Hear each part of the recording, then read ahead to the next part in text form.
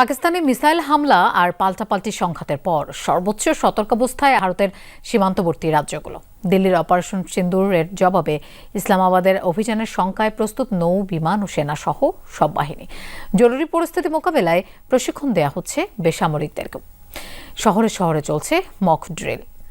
শ্রীলঙ্কা আবারও রপ্তানিতে শীর্ষে।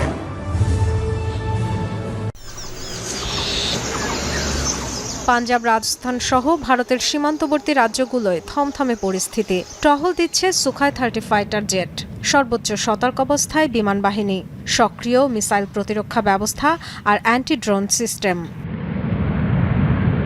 রাজস্থানের সাথে 1037 কিলোমিটার দীর্ঘ সীমান্ত পাকিস্তানের, যা পুরোপুরি বন্ধ।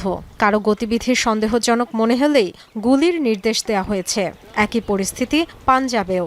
দুই রাজ্যেই পুলিশ ও রেলওয়ে বিভাগের সব কর্মীর ছুটি বাতিল হয়েছে। অনেক এলাকায় বন্ধ শিক্ষা প্রতিষ্ঠান। কড়াকড়ি রয়েছে জমায়েতের ব্যাপারে। জয়সলমের, যোধপুর সহ কিছু এলাকায় মধ্যরাত থেকে ভোর পর্যন্ত ব্ল্যাকআউটের নির্দেশ দেওয়া হয়েছে, যাতে শত্রুপক্ষের জন্য বিমান হামলা কঠিন হয়। এমন পরিস্থিতিতে মক ড্রিলও হচ্ছে ভারতের বিভিন্ন শহরে। অংশ নিয়েছে police, fire service, national disaster response force NDRF, সেনা সহ সব বাহিনীর সদস্যরা।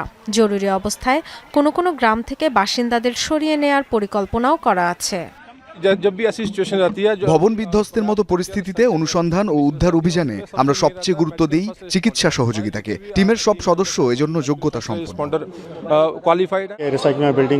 বিমান হামলায় ভবন ধস হলে পুলিশ, প্রশাসনের কর্মীসহ বিভিন্ন বিভাগ উদ্ধার অভিযান পরিচালনা করে। যেহেতু সত্যিকারের যুদ্ধের শঙ্কা, তাই সতর্ক থাকা এবং করণীয় সম্পর্কে জানাতেই এই মহড়া। নিরাপত্তা জোরদারে সীমান্তবর্তী রাজ্যগুলোর মুখ্যমন্ত্রীদের নিয়ে জরুরি ভার্চুয়াল বৈঠক করেছে কেন্দ্রীয় সরকার। Dorothy Tasrin, Jamuna news.